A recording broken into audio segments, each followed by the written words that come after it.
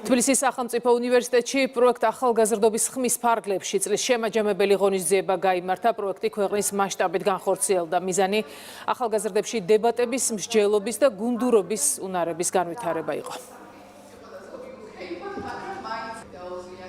Ბედნიერი ვარ, რომ ვფლობ დებატების ტექნიკას. ნამდვილად ეს ესეთი რამე არის, რაც ბევრ რამეს ავითარებს ბავშვი და ზოგადად ახალგაზრდებში. მოხარული ვარ, რომ ეს პროექტი არის ჩემს რეგიონში. ახალგაზრდობის ხმის მთავარი მიზანი იყო ახალგაზრდების ისეთი სახით განვითარება, რომ მათ შეძლებოდათ კონსტრუქციული მსჯელობა. ამაღელვებელი იყო მთელი საქართველოდან ჩამოსული ახალგაზრდების ხილვა, მათი უკავშირების მოსმენა, ფინალში გამარჯვებულების გამოცხადება. ჩვენ ჩავატარეთ დებატების რეგიონული ჩემპიონატი, ეროვნული ჩემპიონატი და თითოეული აქტიური მონაწილე დავაჯილდოვეთ. დებატების ინსტიტუტი ახალგაზრდობის სააგენტოს მიერ გამოცხადებული საგრანტო კონკურსის გამარჯვებული ორგანიზაციაა.